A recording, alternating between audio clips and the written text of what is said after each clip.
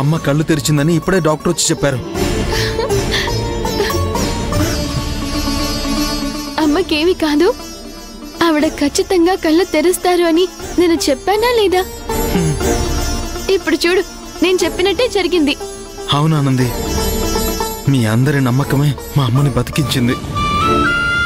ఇంతకీ ఎక్కడున్నావు నువ్వు? పక్కనే ఉన్న గుళ్ళో ఉన్నాను, అక్కడికే వస్తున్నాను. త్వరగా రానంది. సరే, ఇప్పుడే వస్తాను.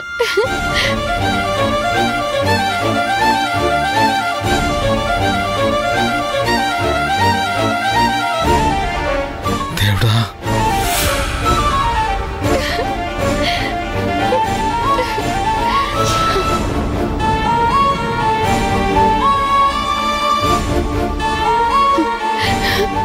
స్వామి, నా కోరిక నెరవేర్చావు. నువ్వు చేసిన ఈ మేలు నేనెప్పటికీ మర్చిపోలేను.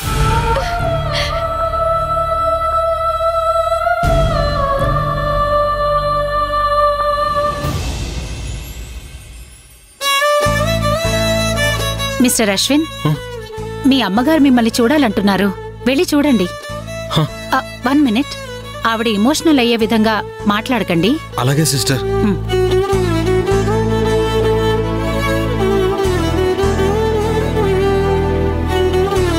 అమ్మా, అమ్మా,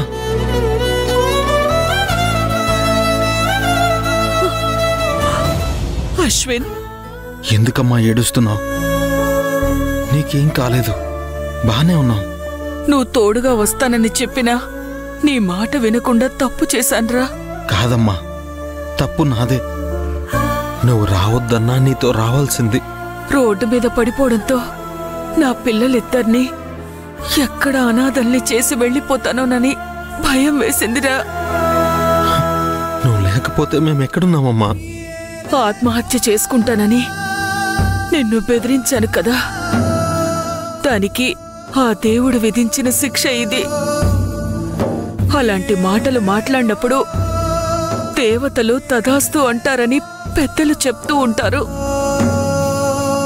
అది నా విషయంలో ఆ మాట నిజమైందిరా.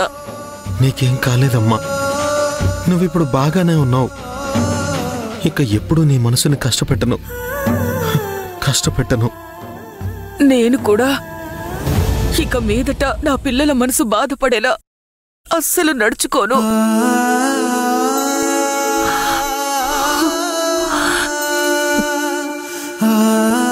అశ్విన్, ఏంటమ్మా? నాకిక్కడ బాలేదు, నేనిక్కడ ఉండలేను. నన్నింటికి తీసుకెళ్ళిపో. ఇంకా సేపట్లో డాక్టర్ గారు కూడా పంపించేస్తారన్నారమ్మా.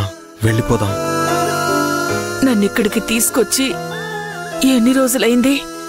నిన్ననే తీసుకొచ్చావు. ఇవాళ నువ్వు మళ్ళీ మామూలు స్థితికి వచ్చేసావు.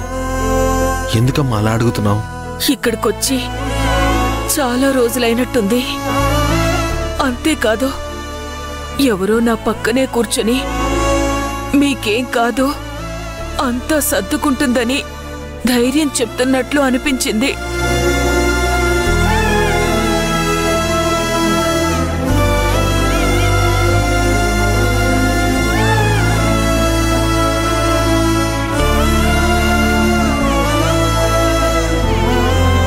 ఆ మాటలు వింటున్నప్పుడు నాకు తెలియకుండానే నా కంట్లోంచి నీళ్ళొచ్చినట్లు అనిపించింది. నేనుండగా మీకేం కాదు అని పదే పదే చెప్తున్నట్లు అనిపించింది. నాతో అలా ఎవరు మాట్లాడారో అస్సలు గుర్తుకు రావడం లేదు. అసలది నిజమా కల అని నాకిప్పటికీ అర్థం కావడం లేదు. కానీ అది ఒక అమ్మాయి గొంతు. ఎవర్రా అమ్మాయి? అదెవరో కాదమ్మా, మన ప్రసన్న, నీ కూతురే. తనే నిన్న రాత్రంతా ఇక్కడే ఉంది, నిన్ను చూసుకుంది. ఒరే, నేను దాన్ని చూడాలరా. తనకి ఎగ్జామ్ ఉండి వెళ్ళింది, కాసేపట్లో వస్తుంది.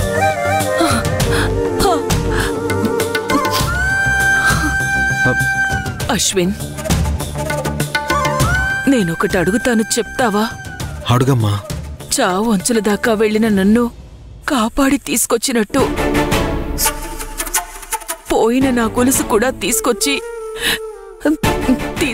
నా చేతిలో పెడతావా?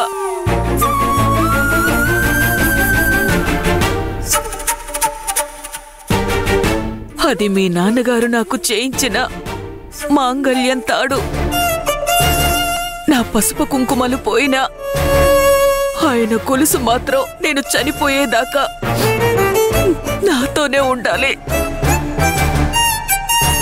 ఆ దొంగ దగ్గర నుంచి నా చైన్ తెచ్చివరా. నిన్ను ఇంకేం అడగను. దానికి బదులుగా ఆ దొంగకి డబ్బులు ఇస్తావని చెప్పు. అది ఎవరి దగ్గరున్నా తీసుకొచ్చి నీ చేతిలో పెడతానని నీకు మాటిస్తున్నానమ్మా.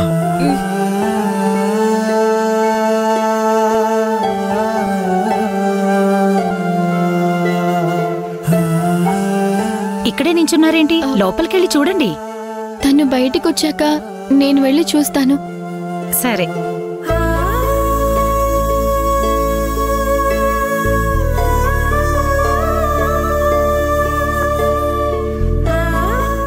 సార్ ఏంటి సార్ ఇది? ఏడిపించొద్దని చెప్పే పంపించాను కదా. సిస్టర్, వాడి తప్పేం లేదు. నేనే బతికి బయటపడ్డాననే ఆనందంలో ఏడుస్తున్నాను. సార్, మీరు కొంచెం బయటకెళ్తారా? నేను మేడంకి డ్రెస్ చేంజ్ చేసాక పిలుస్తాను. Okay sister.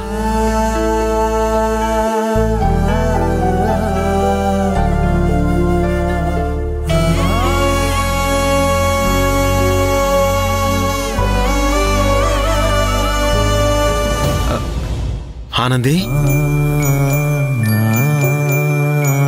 ఆనంది. అయ్యో అశ్విన్, ఏంటిది? నాకు నువ్విలా కృతజ్ఞత చెప్పడం అంటే నీకు నువ్వు చెప్పుకున్నట్టే. నేను నీకు కృతజ్ఞతలు చెప్పడం లేదు, క్షమించమని అడుగుతున్నాను. ఎందుకు? నిన్న రాత్రి నా పక్కనే ఉండి నన్ను చూసుకుంది ఎవరు అని అమ్మ అడిగితే నువ్వే అని చెప్పలేకపోయాను. ప్రసన్న చూసుకుందని అబద్ధం చెప్పాను. పేరు కోసం చేశానా? అమ్మ ఇవాళ్ల ప్రాణాలతో బయటపడిందంటే దానికి ముఖ్య కారణం నువ్వే. అంత శ్రద్ధగా నువ్వు మా అమ్మని చూసుకున్నావు, కానీ అది మా అమ్మకి చెప్పలేకపోయాను. కష్టం ఒకరిదైతే ఫలితం ఇంకొకరికి వెళ్ళడం న్యాయం కాదు. ఇవాళ నేను తప్పు చేశాను. ఇది నేను చేసిన తప్పు అనడం కంటే నీకు నేను చేసిన ద్రోహం అని అనొచ్చు. అందుకే క్షమించమని అడుగుతున్నాను. అశ్విన్, ఎందుకు ఇలా మాట్లాడుతున్నావు? ముందు ఆ చేతుల కిందకి దించు. నువ్వు నాకు చేసిన ఎన్నో సహాయాల కంటే ఇదేమీ గొప్ప విషయం కాదు. నీకోసం నేనింకా ఎంతైనా కష్టపడతాను. నువ్వు, మీ అమ్మగారు, ప్రసన్న సంతోషంగా ఉంటే నాకంతే చాలు. నువ్వు నాకు ఆ దేవుడిచ్చిన వరమానంది. నువ్వు పడుతున్న ఈ కష్టం వృధాగా పోదు. నీ మంచితనాన్ని అమ్మ త్వరలోనే అర్థం చేసుకుంటుంది.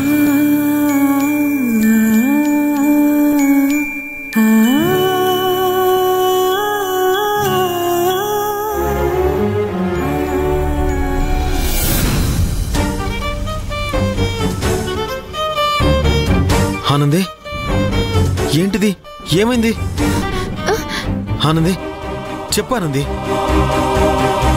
ఏమైంది?